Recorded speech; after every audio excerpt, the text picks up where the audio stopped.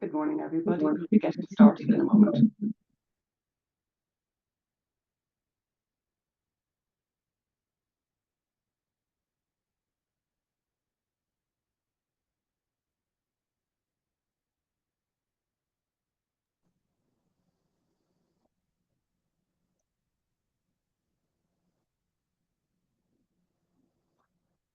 Good morning, everybody, and thank you for joining us this morning on our webinar about the great platform systems debate to standalone or integrate.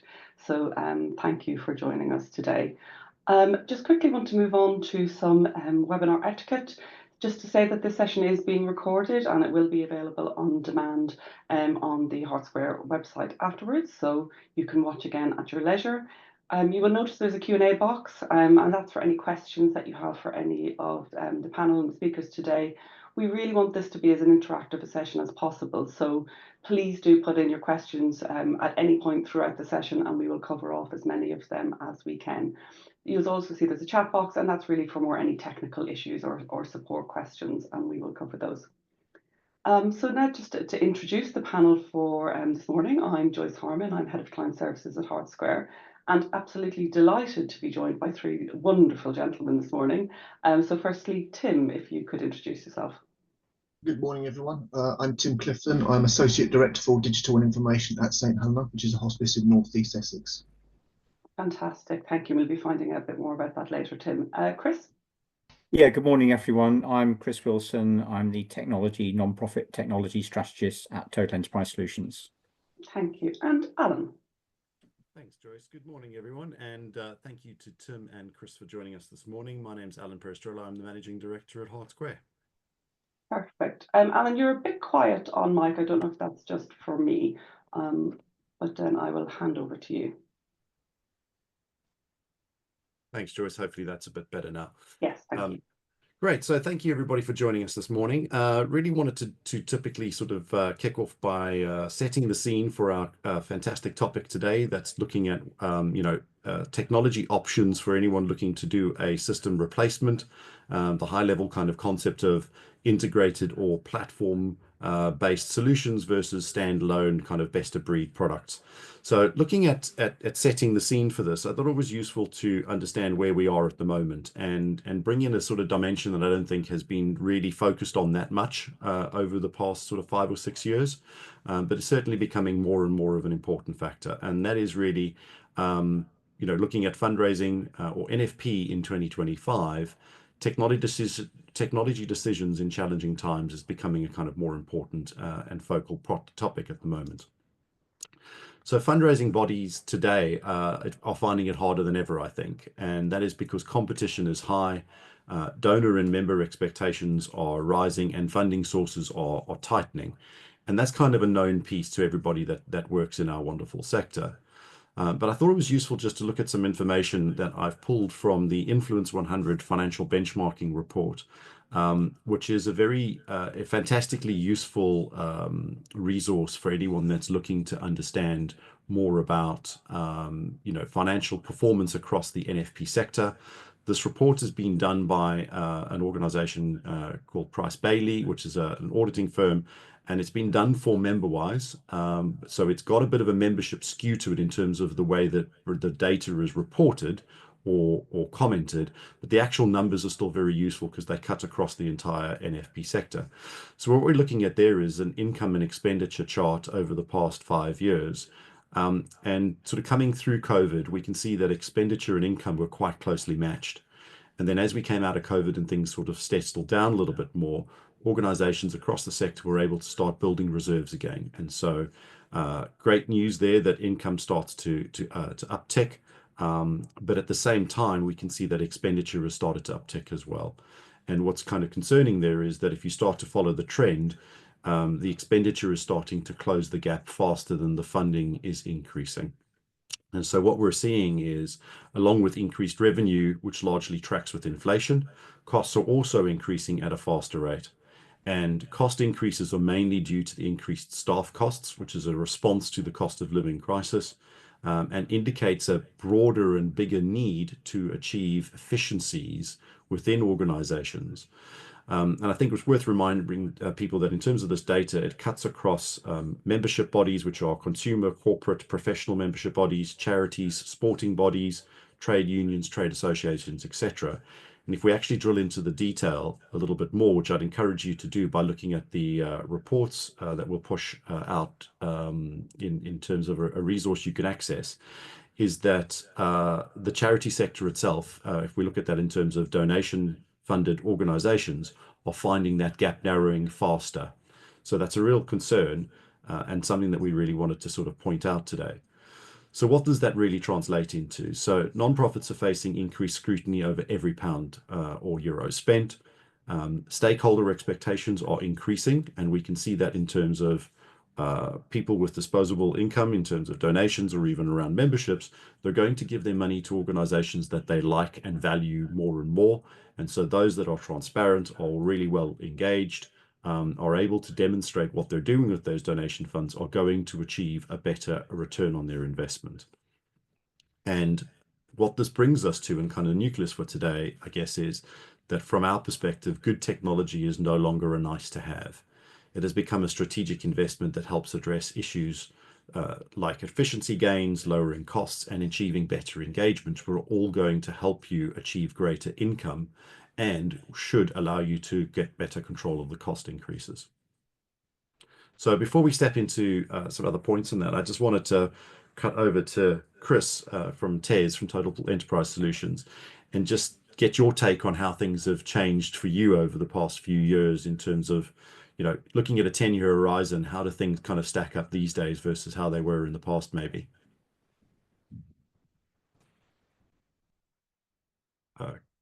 Chris, I think you're on mute. Yeah, thank you, Alan.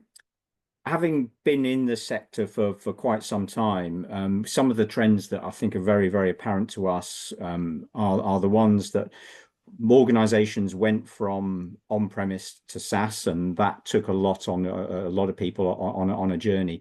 But now that a lot of the software provision is in those software as a service platforms, the way that these platforms can consolidate multiple functions in one platform is giving organizations lots of options about how they can think quite differently about their digital strategy.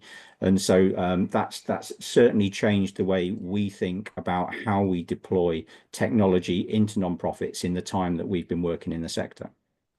Yeah, thanks, Chris. And over to you, Tim. I think just in terms of some of those stats that we've shared, I know we've spoken about some of the challenges that the hospice has faced, but your take on where things are going, looking backwards and looking. Yeah, I mean, we're in the most difficult position income-wise that we've ever been. You know, that's affecting the hospice sector as a whole. In real-world terms, commissioning is being cut. So we're looking to income generation to bridge that gap so we can stay relevant and be able to fulfill the services, you know, do what we're there for the community. So one of the pillars of our strategy, you know, of our overall organizational strategy is now digital, because we are looking for digital to now bridge that gap, to help us bridge those gaps and help us with those funding needs, this ever increasing funding need that we're experiencing.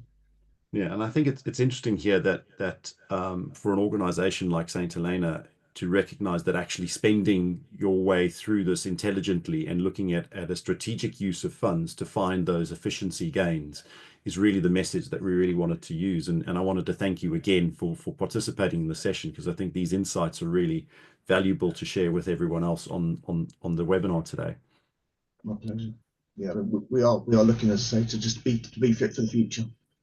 Yeah, and I think that's a very valid point and statement to make. It's about being fit for the future in very challenging and rapidly changing times.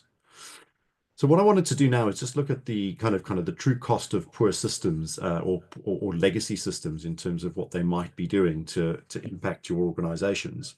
And so I've put them into a couple of buckets. I'm sure that there are a lot more of these points that can be brought out, and they will be different for different organizations across the sector. But looking at it from an efficiency and process perspective, we're seeing a lot of time wasted on repetition and manual tasks still. Lots of disjoint processes because people are flipping between different systems and moving data around, probably manually. We have inconsistent outputs. The number of times I speak to organizations across the sector where the membership numbers don't tally across one system, or we don't have an accurate representation of donor funds being achieved because the finance system and the CRM system don't correlate. That's still happening in our space at a time that when we really should be able to move past those things. And really time taken to correct mistakes seems to be on the increase. Data and security is probably one that I think is becoming more and more prevalent because it increases the risk of attacks and breaches. It also means that from a poor data or access to data perspective, people have got limited ability to draw conclusions and make accurate decisions, which is really important as things become very fluid. And we certainly know that this year things have become very dynamic in terms of challenging and changing times. Being able to have that information at your fingertips to be able to make a quick decision has become more and more important than ever before. And I think an important point here that I know is pretty important, from Chris's perspective, is a lot of organizations starting to look to the promise and value of things like AI and automation, but they very much depend on having good data and good data repositories and systems that can leverage that data before you can achieve some of those benefits that things like AI will generate for your organization. From an operational and financial perspective, we're still seeing people managing high costs in terms of multiple licensing for systems. Supporting and maintaining multiple systems is kind of still there. And an inability to really forecast and budget is still there because we've got inabilities to draw conclusions kind of similar to the data point.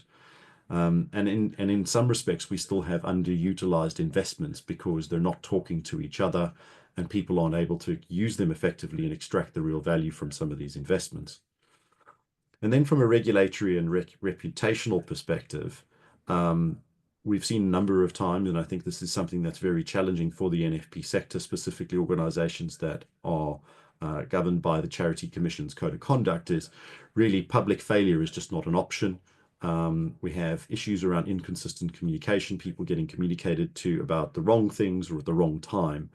And some of these things can result in regulatory breaches where information that really shouldn't be shared gets shared because we don't have necessarily a holistic view of the controls needed to manage that data. And that results in a lack of transparency that undermines overall accountability. And at a time when everyone's really focused on where is their donation best spent, these things are really actually quite important. And then really looking at it from the human perspective, people and culture, staff frustration, the number of times we now see people looking to exit the sector because the frustration of doing the job has now become far greater than the value they extract from being part of the third cause. And retention, and that results in a retention risk with people looking to leave our sector, which is a tragedy. And it creates a culture of workarounds. People don't always follow process. They do what they need to do to get their jobs done, which is understandable. But those workarounds are almost always undocumented, unknown, and increase the regulatory and reputational risk. And then we just have limited self-service across the sector because systems don't really talk, which increases the fact that people are doing probably more work than they should be. Over to you, Chris, first, just to see if you had any thoughts on any points there that maybe you think I've missed, or ones that you think are relevant. No, I think you've covered everything pretty comprehensively there. It does the only thing. I was going to say, sorry, Chris, you're quite quiet. Your microphone's quite quiet. Is that better? That's better, thanks. Yeah, okay. Yeah, I think you've covered everything pertinent there, Alan. I mean, the only thing that I think strikes me when looking at things like this is the more things change, the more they stay the same. You know, when I started my career in IT, we were looking at a lot of the same challenges that are being listed there are apparent today. You know, the tools and the ways that we solve them are quite different. But yeah, that is the perpetual challenge of the technology that you've highlighted there. Yeah. And any more that you think worth drawing attention to, Tim, from your perspective? No, I think I'd say you covered it pretty well. I'd say, you know, raising the need for that change is probably the ones where I've been vocal about it, is the efficiency and process, the operational and financial, and the people and culture sections. They are the raising those areas, and the challenges in those areas are then more sexier areas, I would say, to drive change forward. You know, we're aware of those needs for data and security in the digital side of things, but it's those other areas that have really helped us promote and drive that need for change on the digital side of things. Yeah, I think that kind of then brings us to the point where I think it's about recognizing that these are not just admin issues. They result in lost income, lost opportunity, and increased risk. So at a time when we're trying to minimize the gap between revenue and income, these really do become kind of key points. So looking to move on, one of the ways that we think you can address this is by understanding the differences between kind of a standalone product or a suite of standalone products that can be evidenced by something like a CRM and a fundraising product and a marketing product and a finance product that are all kind of separate, but then integrate together via things like APIs, or there might be manual CSV imports and exports, or there might be middleware in between these. And so whilst that standalone product sort of viewpoint is still absolutely valid and viable and does have some real values in terms of pros that you can look at, you can immediately see that it does create an increased load in terms of being able to move data around. It increases the risk that one of those data interfaces fails, or that the controls around them aren't in place. And so standalone products generally require more effort to manage. The opposite end of things, or the corollary to that, is kind of on the platform side of things. We can see that we've got one product, and these are typically things like Microsoft Dynamics or Salesforce, possibly even other products out there like Workday, etc., where all of your products your capabilities can be sort of consolidated into one platform. So you can see you've really simplified the integration command. You've got common interfaces, so processes can all be standardized, and you've got data that can flow between the systems at source rather than having to do external integrations. And really then those platforms tend to provide additional capabilities around automation, reporting, data tools, and all of these things tend to also be benefiting from the fact that they are cloud-based, whereas a lot of the standalone products sometimes aren't yet cloud-based, or they're fragmented and you've got to join up different clouds. So I thought that was just useful to set the scene. And then talking just specifically about helping you make the strategic decision, when we look at standalone products, there are pros. So they do sometimes have the best fit for functionality because they are purpose-built products built for a specific function, either finance or email marketing or fundraising. And that is a very real benefit. They can be faster to implement when you look at them as individual products because they can be quicker to put together. However, I think that sometimes then the challenge of integrating them slows things down. They're also very good at providing niche innovation because they're able to respond, or they should be able to respond very quickly to their industry, specifically within the NFP, charity or membership space, to the challenges that industry is generating. If that product's sole purpose is just to meet those needs, they should be in a better position to respond quite quickly. And then departmental flexibility. If you're thinking about just your department, you get to pick and choose tools that meet exactly your departmental needs. So those are some pros to the standalone product. However, when we're looking at the cons, that integration complexity does require time, budget, and expertise to connect multiple systems. You do end up creating more data silos between disconnected systems that you couldn't adequately integrate or fully integrate, which results in inconsistent data and duplication of effort. And you generally end up with a higher cost of ownership because your ongoing effort to manage and maintain and update these products does tend to become quite unwieldy. And that can also result in an increased user frustration, multiple logins, different interfaces, just joined user experiences. All of these things can add to the people aspect of using these systems.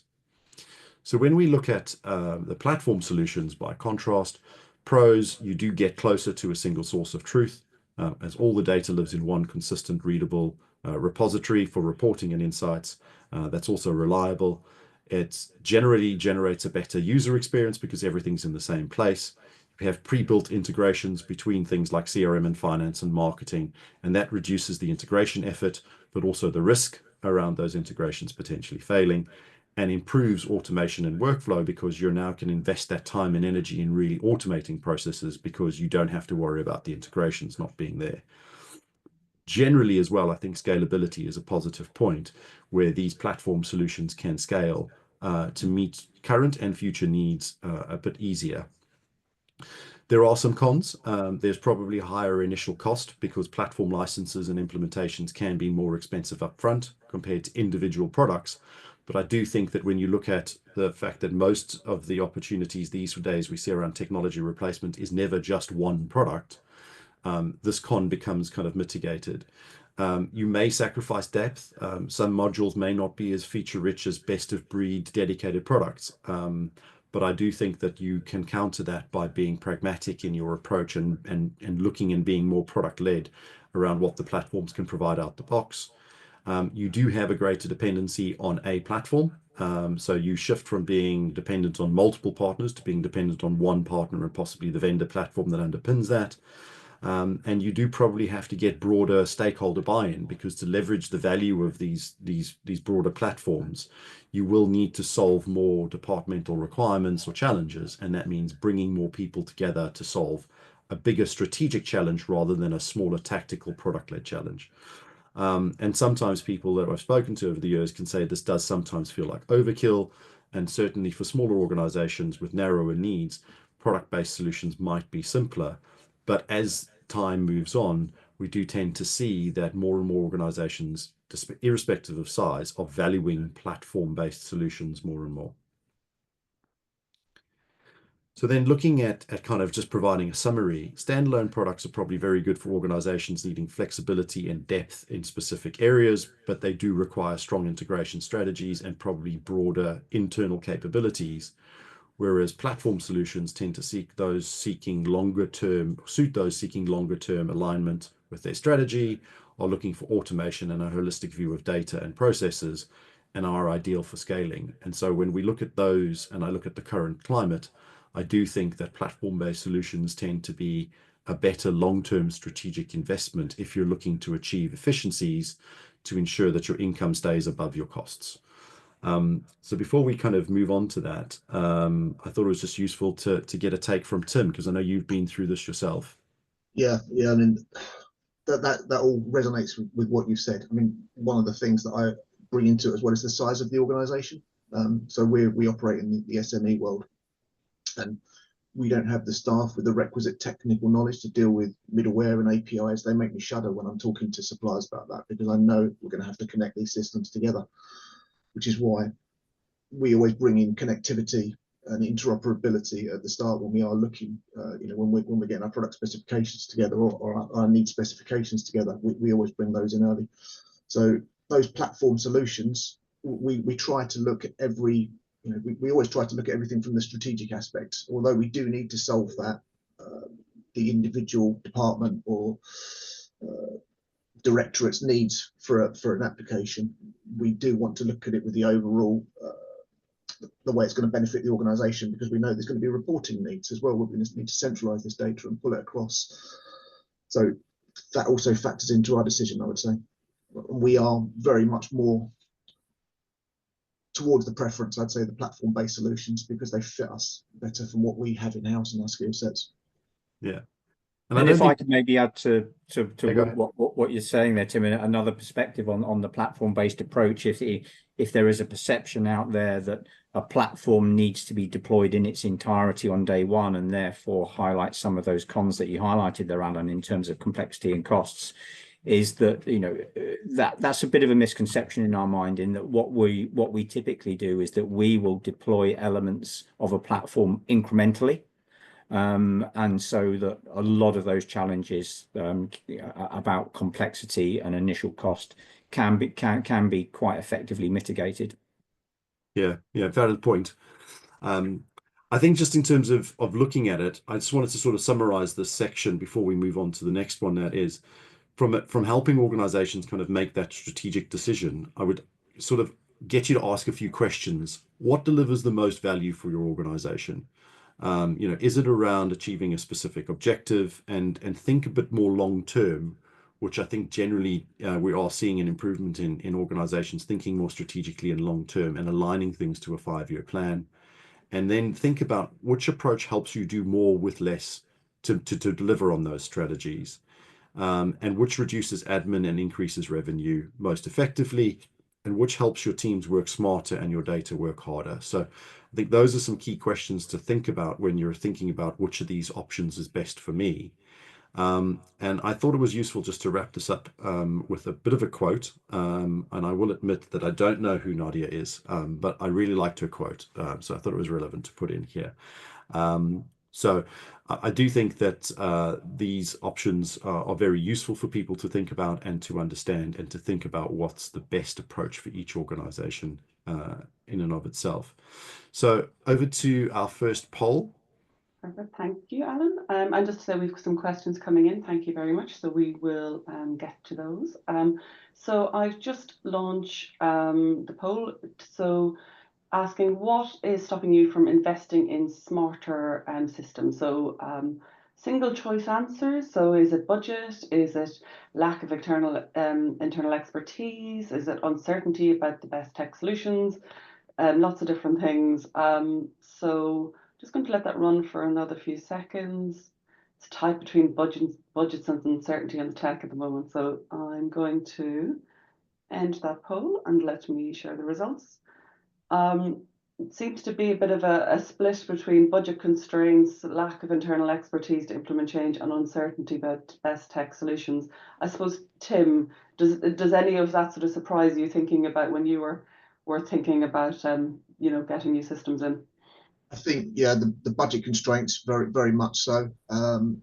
We had to evidence what was needed, but putting our needs analysis together, highlighting where the problems were, that helped to get the agreement for the budget, because we were highlighting that need, and we were showing if we can make these changes, we are preparing ourselves for the future. We're investing in the future, if you like, as well.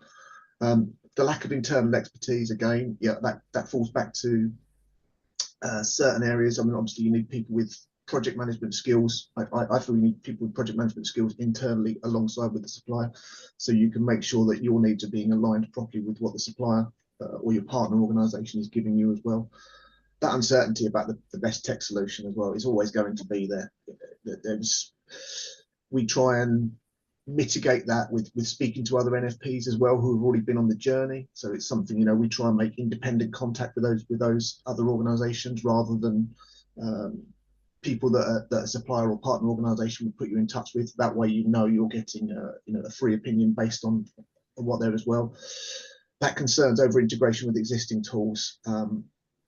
Less so for us, because we know we've got issues with integration with existing tools, and that is something that we are looking to change as we go forward with the future, looking at our strategy and the way we're going to proceed as a whole as well. Yeah. And I think needing help navigating the challenge is normal. Your day-to-day in the NFP world, you're concentrating on keeping those systems running, what you've got in place. You do need the expertise of a partner who can help and guide you with what you need, and isn't just going to try and give you the big sell. Absolutely. I think that's a great summary of that poll. Chris, I will bring you in later, because I'm just conscious of time, because I want to move into actually speaking to Tim and Chris now. So just to move on. So I suppose, Tim, can you first of all tell us a bit more about yourself and your background, and actually about St Helena? Yeah. So I've had a long career in IT, longer than I'd like to admit to, I guess. And I've covered sort of multiple disciplines. I've been in areas such as support, infrastructure, application development, and through to management, and my current sort of senior strategic role. Under the digital and information umbrella, I look after 3 teams. These are the core IT team, the business intelligence team, and our customer relationship management team, which also has got a supporter relations team in there as well. So I've been at St Helena for more than 19 years now, which is obviously quite a while in a technical role. And I've seen a huge amount of change over the years. St Helena itself is the hospice for North East Essex, and this year we're celebrating our 40th anniversary. And as we were saying earlier, this anniversary is coming at a time of huge financial uncertainty and cuts in real world terms in commissioned funding from the NHS for us as well. Obviously hitting the national insurance is hitting us hard as well. As we say, one of the ways we're looking to tackle this is investing in our long-term future, with digital as one of the pillars of our organisational strategy. Perfect. And when you say 19 years, yes, you must have seen lots of change along the way. Yeah. So I suppose, kind of thinking about the project that you were doing, so what were the drivers for change at St Helena? Like, what were the problems that needed solving? Okay. we have a cloud first strategy, or cloud first digital strategy at St Helena, and it's long been a plan to review the many systems that we've got in place. You know, as we were saying earlier, about we needed to evidence the need to gain the budget for this. But we want to ensure that we as an organisation have the best tools in place. You know, everyone knows that budgets are tight, so we had to be very selective in where we spend what's available to us. So in the first instance, this was addressing applications, utilising on-premise infrastructure and moving those into the cloud. And I'd also put together a proposal for the senior management team to centralise our business intelligence function across St Helena, and so we could standardise our information offerings and support. And as part of the process of centralising this resource, it highlighted the quality of data for us in many of the disparate systems that we've got, and the frustrations that we were having in accessing those data for reporting purposes. This in itself led to an intense period of work, of which part of this was to ensure we had systems that were fit for the future, or we were looking to change our systems so they were fit for the future and were right for the organisation. As we said earlier, or as I was saying earlier, these were not just right for a particular team or directorate, but they had to be right for the organisation as a whole, although they need to fit those needs. I created a 58-page report, and this was endorsed by our senior management team and trustees, and they then took the areas of the report and they prioritised certain areas, some of these being income generation, people and culture, and payroll. Now, the report that I put together, they highlighted a number of outdated standalone systems that we were operating with that made some simple tasks unnecessarily complex. So we had staff rekeying data across systems, our invoice processing was slow and error prone, vital donor information fragmented across different platforms, and we had no single view of supporter interactions, you know, and that could lead to duplicate communications, and those are all important gift aid income that we were looking at. So with these slow reporting processes, you know, they were also manual in our income generation teams. The staff were struggling to see in real time if events were on target and need additional support. So I'd say highlighting those issues really put in force the need to change that was adopted at the top level for us. Yeah, no, and as you say, plenty of things uncovered, and there was quite a read in that report. So Yeah. thinking more, as you said, around sort of the finance system. So what were the broader sort of strategic objectives around the finance system replacement? You know, did you have any specific ideas of what you wanted that journey to be, you know, from the outset? So first we were guided by the digital strategy, or the digital data strategies that we had in place, which feed into our organisational strategy on the whole. So at the start of the journey, we were looking to ensure that we address things like integration and accessibility, governance and quality, analysis and insights, and innovation, and our overriding data culture. So going back in time, back to 2020, our finance system was still using an on-premise infrastructure with physical servers that were underpinning this that were needing a refresh.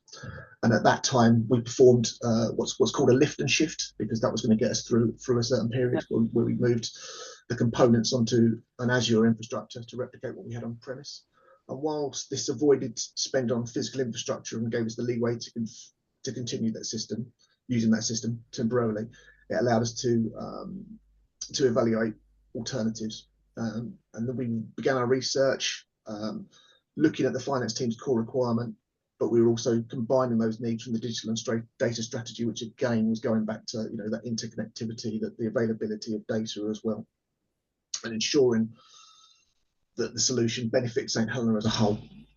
Yeah. So I'd say probably at this point in the journey as well, we were much more focused on the solution as opposed to the partner organisation at this stage. But that has obviously been an evolving process for us as we've come along on that journey.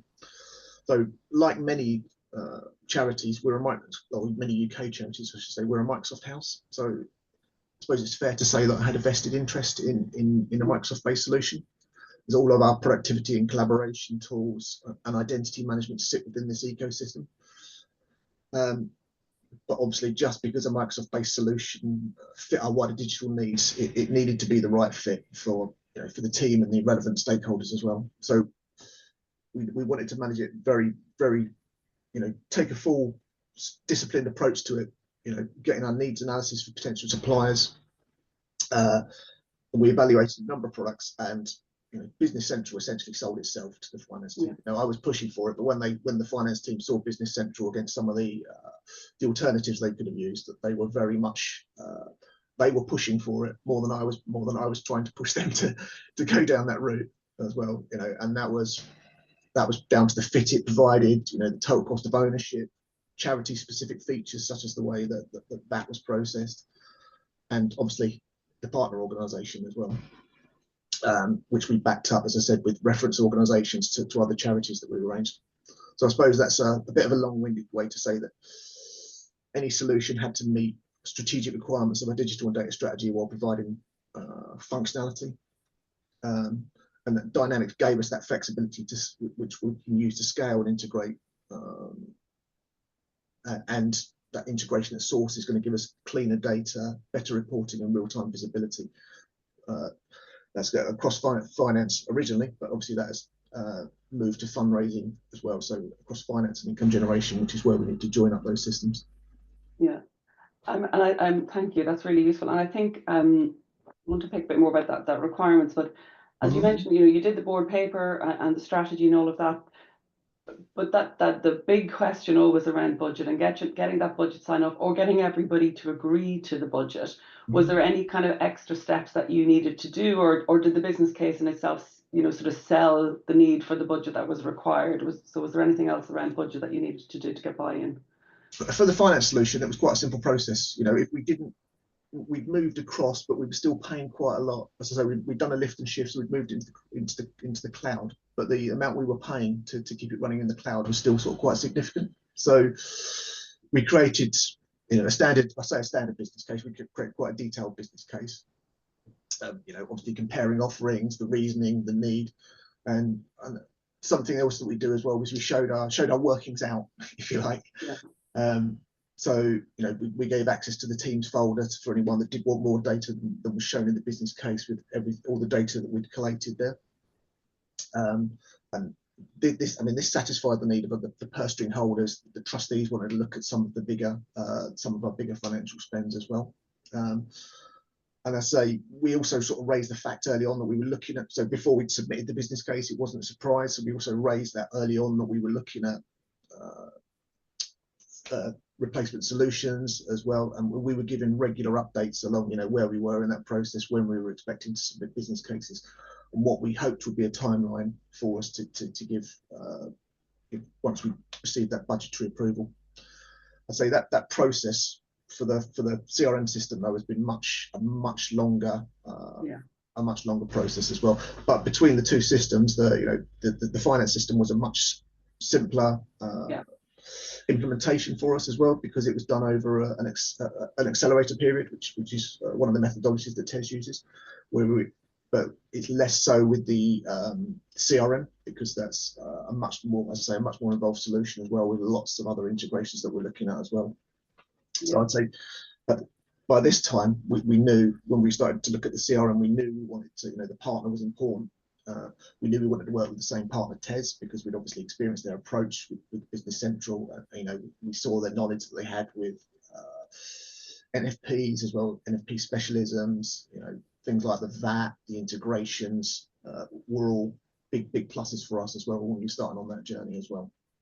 No, I think, Tim, that's really important, and I like that you keep saying the word partner, because it is that, isn't it? It's a long-term partnership, and that's a big element in sort of looking for building that relationship. I'm conscious that I do want to bring in Chris in, but just one other quick question for you, Tim, before I bring in Chris.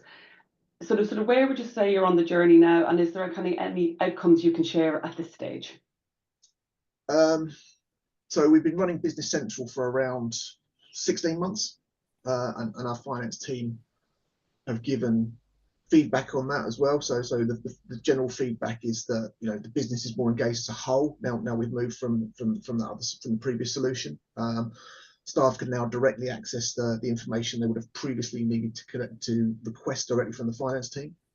So things like payment runs have been simplified. These are much quicker to run.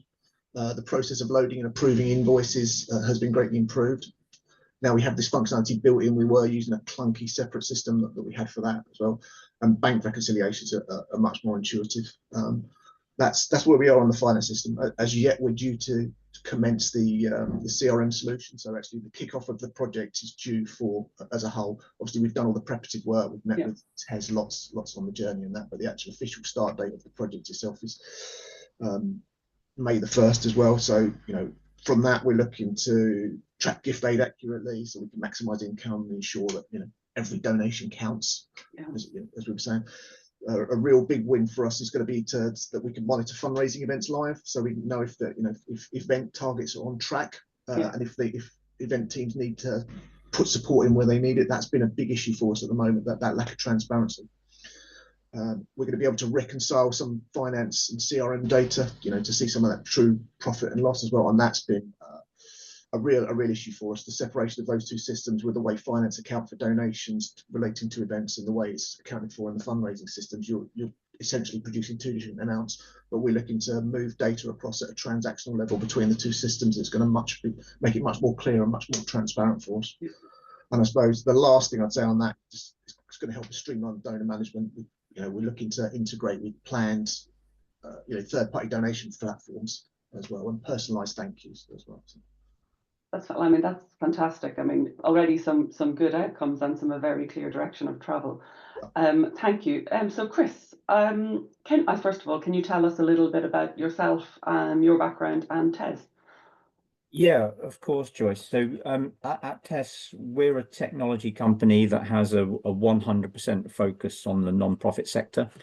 We've been operating for over 20 years in that capacity now. We work with over 120 non-profits, and that's what that gives us is a perspective of working with non-profit organizations that are big and are small, and also across a number of what we've identified as micro verticals within the non-profit space as well. So it's been really interesting to start to get to know organizations like St Helena in the context of all of the hospices that we work with. So, you know, we're able to sort of add value in that perspective as well. And a lot of the staff that we bring into Tez have got a bit of heritage and history in the non-profit sector as well, because we think it's really valuable to bring that perspective into our team. And in many ways, you know, that history and that specialist knowledge is the key value add that we look to bring to our partnerships, almost agnostic of the technology. But of course, from a technology perspective, you know, we are a Microsoft partner. We base all of our solutions on the Microsoft platform. We broadly operate across two channels that we will call finance, which is pretty self-evident, and CRM, which is a bit more nuanced, because CRM in the context of non-profits can mean a whole host of things, through from fundraising, membership management, volunteer management, and so on and so forth. So yeah, we operate across both of those, and as Tim alluded to there in his summary of where we're going with them, one of the key benefits that we feel we can bring to non-profits in operating across finance and CRM is having those two systems talking together effectively. Because a lot of the operational challenges that an organization will experience are in relation to that interface between those two key systems, the income being generated through CRM being processed through finance. So if you can optimize that relationship and close the loop on your reconciliation, it's a really, really key factor in a lot of our projects. So from myself personally, I'm the non-profit technology strategist at Tez. I'm one of the founder members all those years ago, and in that time, I've probably fulfilled pretty well every role that there is to fill in a tech project in non-profits, from coding right through to where I am now, working with our partners on their strategy, which is one of the most gratifying parts of the job. You know, not just coming into a non-profit and framing that initial project, but then remaining engaged with them over a prolonged period of time and taking them on this journey. And yeah. No, brilliant. Thank you. Well said. Lots of experience. So I suppose thinking about that journey piece, you know, that clients go on from that requirements and scoping on the project. Are there particular areas that you think clients should really focus on, or, you know, that they don't do very well? You know, any areas that you think is important for you as a technology partner? Yeah, absolutely. I mean, I'm quite often asked very early in an engagement that we might have with a partner, as to say, what is the critical success, or what is the one thing that is going to make this project a success? And my stock answer is always the same, because I reflect on all of the projects that I've done over those years, and the common denominator between the ones that are really successful are the ones where the non-profit organization comes into this process with a clear idea of what their objectives are Yeah. and what they're trying to achieve. Because what we can do as the tech partner, then we can latch onto that and bring the right technology solution to bear.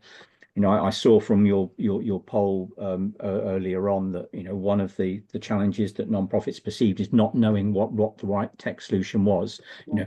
I see that as our job and our responsibility. If you can bring what you're trying to achieve to the table, we as the tech partner can bring the options that are going to make that happen, and for the project to be a success. And so whenever I see an ITT or an RFP, my focus always goes to those initial sections where organizations are typically stating those objectives, and not so much on the 57 pages of individual requirements that might be. They of course form an important part of the process, but that focus on the objectives and bringing them to bear in your tech partner relationship is a key element in the success. Yeah, absolutely. I couldn't agree more. And I think I say with everything as well that Tim's been saying, they would be a gold star client in that sense. So I suppose Absolutely. then from your side, looking at the St Helena project and the process, where do you sort of see it along that journey, and where are they now? Yeah, I think one of the things that was very apparent with the St Helena project, and again, Tim, I think you brought this out in some of your contribution to this narrative, was not only that strategic clarity and what we were trying to achieve. That was great. We've already called that out, but it was also being quite pragmatic in some of the decision making around the process about how we were going to approach certain elements of the project. The finance element of the project was relatively straightforward and simple, and we were able to implement very quickly. But when it came to the CRM side, there tend to be a lot more moving parts in the context of CRM. Tend to be a lot more third party and other internal systems that need to be considered. So the process that we went through with the team at St Helena was, we took a little bit more time, and we actually revisited some of the requirements and refactored some of the approaches to make sure that we had exactly the right solution, the holistic solution that was going to give St Helena the platform to go and take their system forward. And so the advice in this context would be in some of those more complex CRM projects, maybe don't think of it as that RFP, ITT, response, sign off, guide, sign off, start the project. Think of it as something a little bit more collaborative. It is going to be a bit more complex, and taking that additional time to frame the whole solution is ultimately going to give you a better outcome. Yeah, absolutely. I'm just really conscious of time because I want to make sure that we do get in some questions. So I just want to move on this part, just some top tips. So if you had to give any top tips or key learnings from a project like this, what would they be? And I'm going to go to you first, Tim. I'd say highlight your key stakeholders very early in the process. You want to ensure that their needs are included, and you've got them included in any communications plan that you're doing. Especially, if you identify some of those late, that could lead to a fundamental shift in what you require in your project requirements. For us, I know we talked about it earlier there, but ensure your connectivity or integration needs are covered in a sort of a tender document. I think you should clearly define your objectives. You need to be gathering your key information, listing requirements for your suppliers, any technical requirements, any valuation criteria, procurement timeline, and key contact information. And I think this helps. I know what Chris was just saying there, but I think this helps manage or helps to avoid any ambiguities between the supplier and the partner and the customer as well when you're doing that as well. And I like to look at grouping solutions as well. So we talked about the finance and the CRM system here as well, but another project that I'm looking at as well is for human capital management systems as well. And we've grouped our needs in this area as well. So we've got an HRIS system in there, payroll, and looking at rostering as well. And we group those projects as well. So if there's not a best of breed, if there's not a solution that we want on a particular platform, we are taking those as a whole so we can look at that proper integration there as well. And I suppose the last one, I've got just the last one I'll go on as well is one of my particular ones is not to overlook change management as a discipline as well. Everyone focuses on project management, but you have to address that human side with a project of these sort of sides. Yeah, couldn't agree more. Absolutely. Sorry, Tim, I know we could talk all day. Chris, your key learnings, top tips. Yeah, Tim, I think you stole my thunder on that last point. I was obviously going to call out as a tech partner. I've spoken about how the importance of the charity objectives being front and center in everything we do. And I've spoken about how in the context of more complex CRM projects and more prolonged approach to frame the solution is important. But I was also going to call out that change management piece as well. Now, it's not something that we as a tech partner sometimes play a big part in, but we can help and advise and in those kind of activities. And again, coming back to what makes a project successful, the ones that we see that are successful are the ones that do resource and consider that internal change management piece as well. Yeah, absolutely. It really is all about the people. Okay, so I think we're going to move on. Thank you, Alan. So just going to run a really quick final poll, so if you bear with me. And so what we're asking in this poll is, what would have the most immediate impact on your organization's efficiency? So lots of different things: automated reporting and insights, real-time financial and compliance tracking, less systems to interact with is the one that's winning at the minute, more flexible systems. I'm just going to let this run for another couple of seconds. And okay, I'm going to end that poll and share the results. And to be honest, it's a bit of a mixed bag, it has to be said, although the winner being automated reporting and insights, followed by less systems to interact with. So I don't think anybody's surprised by any of that, but I want to really move into Q&A, so I'm going to stop sharing that and to move on. Great. So thanks, Joyce. I think there won't really be time to go into these 6 tips, but we always like to provide some practical tips. So what we will do is we'll put this into a specific PDF and send it along with the email. But moving on very quickly to the Q&A session. Perfect. Thank you, Alan. So a question that has come in. I'm going to go to you first, Chris, on this one. What are your thoughts on using Microsoft Fabric to provide integrations, and then in brackets, as well as reporting capability, if you're going for a standalone approach? Okay, so standalone approach here is using these separate systems and not the platform approach. Yeah. I think So yeah, I mean, this is one of the areas where the problems that Fabric is designed to address. I mean, Fabric is a generic name for a suite of Microsoft tools targeted at the data and BI piece. It has the capacity to pull data from multiple sources into a single repository and then provide you a presentation layer with Power BI on top of that.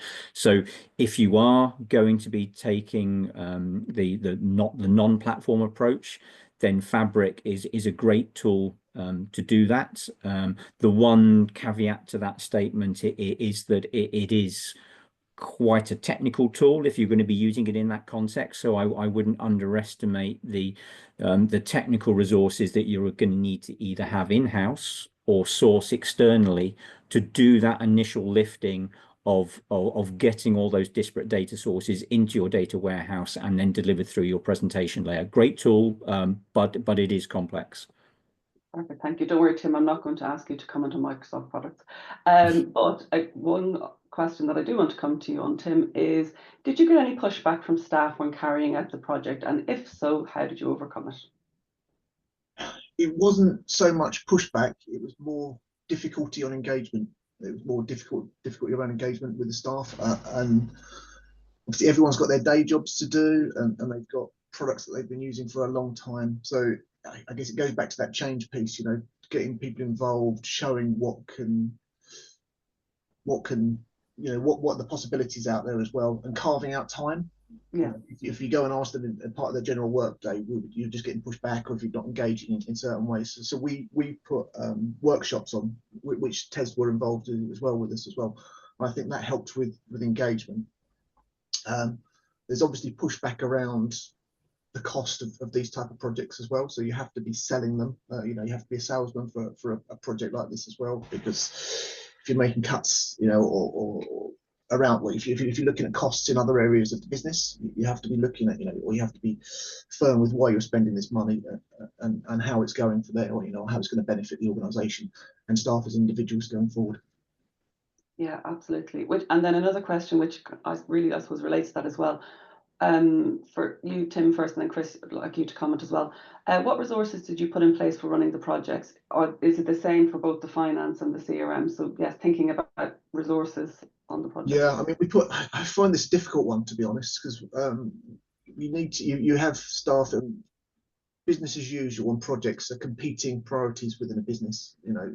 If someone's got a full-time day job, they're really going to struggle to get that as well. So we factored in for backfill for the finance team. We have a very committed finance team who really wanted to oversee what was happening there, so we didn't use that backfill, but they just put in a lot of extra work for that. But again, we've had to factor in backfill for the CRM project, because it's such a huge project, and we've got so many competing priorities for that as well. So we've had to fit in some sort of, we've had to factor in backfill for those areas as well, so that additional resource has been factored into the overall project costs. Yeah, absolutely. And Chris, I suppose in your sort of view of sort of resources on projects, I know it's always a challenge for a client side. Any thoughts from your side? Yeah, obviously we would be looking for clients to resource from a senior stakeholder perspective, to have a strong leadership on the project. Always helps in the decision making and maintaining the project momentum. But it's identifying those subject matter experts in certain key areas as well. Most projects will generally slot into a number of different departments, be it the fundraising department, the volunteer department, and whatever. We need to tap into the subject matter experts in those areas, not necessarily to recreate the existing system as it is, but we're going to be looking to that subject matter experts to make decisions about how we can configure the new system and take the capabilities of the new system to meet the objectives in those areas. So those subject matter experts also need to be open to change. When we don't want to engage with people who simply want to go and recreate the same system. And so that would be an important characteristic that we would look for from the client side. Perfect. Okay, we've definitely going through all these questions. One question: how do you overcome analysis paralysis? I like that. When considering your options, may that be standalone versus platform, or one system over another. Tim. Yep. Thoughts on overcoming analysis paralysis when considering your options? I think don't look at the system first. That's one of the basic things. Don't look at the system first. Analyze your needs. Work out what you're trying to do, and that needs to come very first at the stage. You need to basically write your needs down. What are your objectives to do, and then you can start looking at systems or solutions that are based on that. So keep it simple. How do you eat an elephant one bite at a time? Is that just key? I would say start there. Start with your needs. Forget systems. It shouldn't even be a system question at that stage. What are our needs is where I go for, and then you can sort of feedback on that. That should take you out of that paralysis, because then you have something to work on as your foundation. Absolutely. Chris, you can have a one sentence reply on that one if there's anything else you wanted to add to analysis paralysis. Tim called out the importance of focusing on objectives, not detail. I'll just maybe add one extra layer of onto that. Is one of the things that you can also do is ask yourself the question: how am I going to measure the effectiveness of delivering that objective as well? And if you can provide that kind of metrics and insights to the tech partner and also to your trustees, not only we're going to meet this objective, but this is how we are going to measure we're meeting this objective. That can be massively powerful as well. Yes, perfect. Thank you. Back to you, Alan.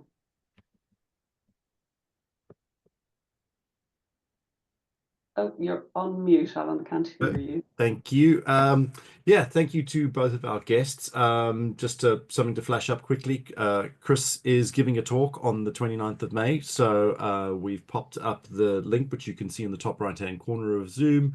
If you did want to join that, we'll be putting that out on the email as well. And also just to let people know that we have got TechSmart coming back. Some of you on the call might remember TechSmart or know TechSmart well. And so, yeah, TechSmart will be taking part on the 23rd of September. So anyone looking to pre-register for that, please use the QR code or the link attached. And as we've just about hit the deadline, I just wanted to say thank you to our guests for joining us today, and thank you to all of our attendees for joining us today.